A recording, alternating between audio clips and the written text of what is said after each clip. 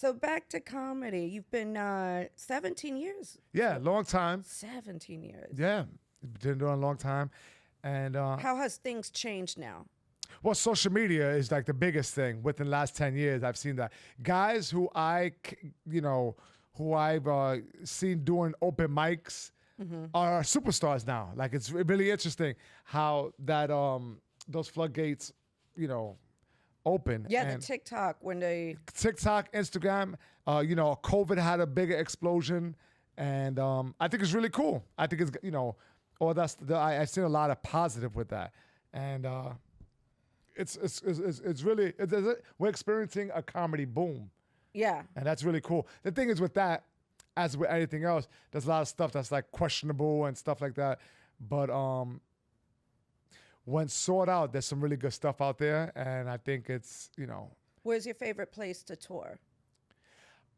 wow, I enjoy, it's funny, there's a club in the Midwest called Comedy on State. It's a college town, and that crowd, What? they're Where? Comedy on State in Wisconsin. Okay, Wisconsin. Yeah. So that's one. That's a comedy club that I love.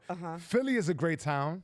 Philly is fun. And the thing is, you think about, wow, like the rivalry in sports and shit, those are there for comedy. They're not going up with their Philly shirts. I'm not going up there with a Met shirt. I'm not even a big sports fan like that. But I remember when I first started performing there, I was like, this time I'll be weird. Mad love. So Philly is a dope And comedy it's town. easy for you to get to. Yeah. Yeah, it's quick. Boston is dope. I love Denver. Oh, Denver. Denver's dope. Yeah. Have you been through Austin yet or no? Austin? Yeah, I've been interviewing a lot of people from. It seems like everybody's going to Austin. Yeah, I don't like Texas. Oh, you don't like Texas? Yeah, I didn't have. Let me just rewind real quick. Texas is very vast. It's very big. When I went to Austin, I played at a place called forgot the name of it, but that's where I think they have a podcast there. It's close. It's right around the corner. It's in the area where Joe Rogan has his new club. It starts with a V, the Vulcan. Vulcan, yeah. Yeah, I performed there. I did a weekend there with my boy Chris Stefano, and it was fine. But that area is not my. It's like Times Square to me, like that strip. Oh, There's a bunch of young drunk people. I don't give a shit I've about yet that. to go. My daughter goes to college over there, and she refuses to. I go, come, let me go visit. She goes, you won't like it here. Yeah, I wasn't crazy about it. Like, Really? It was very forgetful. It was very forgetful. Forgettable to me. Excuse me. Okay. Yeah. But Wisconsin was the spot. Yeah, as far as a comedy audience, but you gotta understand, I'm a mid-aged man now where I don't that shit right there, that party scene, I don't care about that. The audience was fine, and the audiences were good, but Wisconsin, that comedy club was dope. Denver is dope. I've had a pretty good time in the West Coast, San Francisco Punchline, dope. But you gotta also consider what I'm doing out there after the show. If I have a weekend at a comedy club, I like to explore the surrounding town, right? And you really get the gist of it. The theater shows, you're there for one night, you're in and out.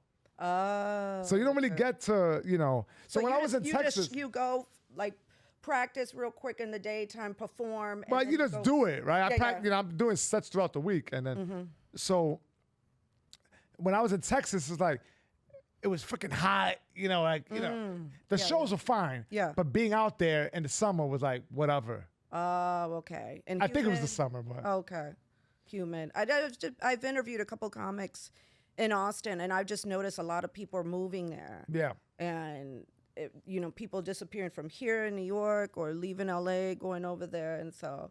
Yeah, I know a lot. There's with Joe Rogan being out there, a lot of people want to, there's a big comedy scene out there. Yeah. But there's nothing like New York to me. I have no desire to do anything. No, no desire. I'm good here. Good. I'm a New Yorker. Right, right. New York is the mecca of it. It's always going to be the mecca of comedy. I don't give a fuck what happens anywhere else. What they're doing out there is dope. Yeah. And has so I feel like it's another hub. Yeah, but it's like New York is always going to be. LA as a hub, you've got now Austin as a hub, and then you got New York. Right. So you've got like another little hub and stuff like that.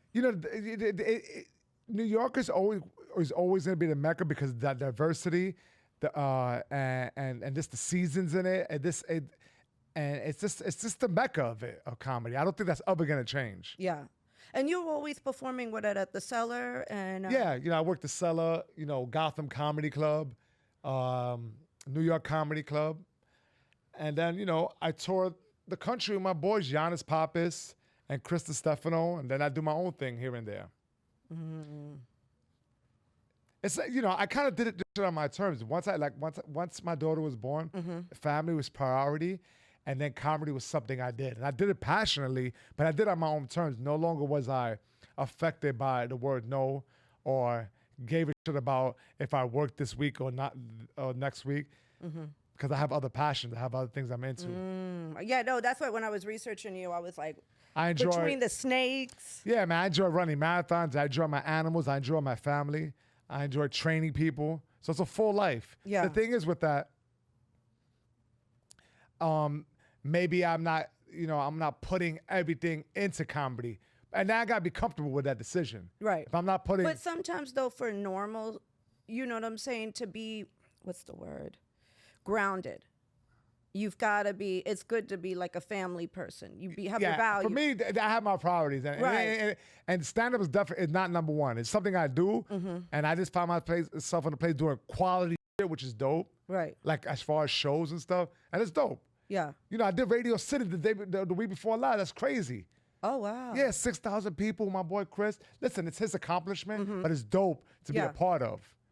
So 6,000 people. My wife got to see me perform, who I met at a comedy show. Oh, that's right, because I researched that. What is up with you comics?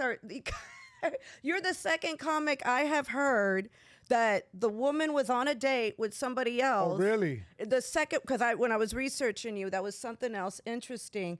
But what kind of game do you have that she was on a date with somebody else and then you sold her, like? Yeah, so she was just newly single, and she thought the comedy club, Laugh Lounge, which is now no longer in existence, it closed down some years ago, was a great place to take a blind date because her brother was the DJ there. So it was a safe place. Yeah. It's a place where, I can see what my potential mate is interested in humor-wise.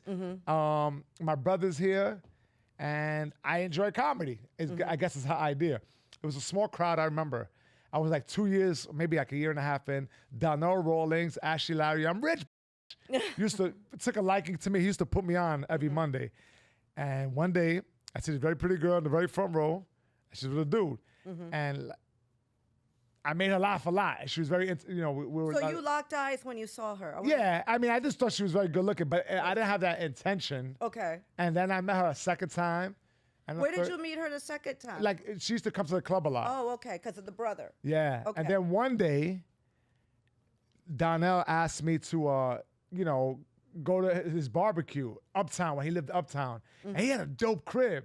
Their apartment, I think he had like a penthouse sort of thing, but it was way like in Harlem. And I said, I'll get there early. I'll help you set up. And, the thing about Donnell is that he could cook his ass off. Like, he made ribs and chicken, and he was very passionate about it. It's like, I don't give a fuck what it is. Like, I'm passionate about snakes. That's not everyone's thing. But someone's passionate about it, like, you enjoy listening or watching it. So I enjoy watching him cook. So I was helping him. The party lets in. We're having a good time. Drinks are flowing, smoke and everything. And it's just a good vibe. The music is going. And she walks in. And that's when we really connect. Oh, yeah. cute. And then 2 years later, we had a kid, and we're still together. Wow. Yeah. Wow, that's so. Yeah, it's really cool. It's really cool. Wow. And my mother also went to the Radio City show, and she hasn't seen me perform since the days where I had to bring people to do comedy. I had to bring 5 people. Oh, when you had to like beg them. Yeah, like 5 minutes. Oh, I've gotten text message from certain comics to like.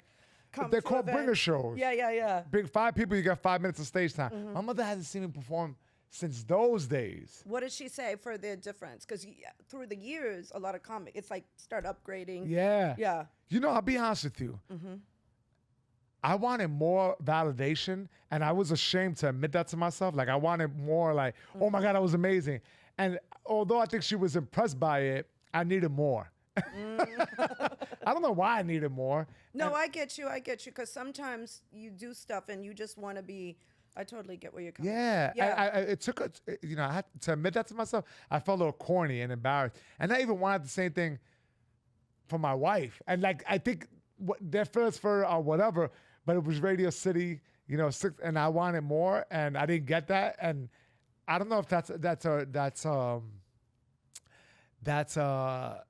in my head. It could be No, I've been there before because like and my daughter also won, which is cool. oh,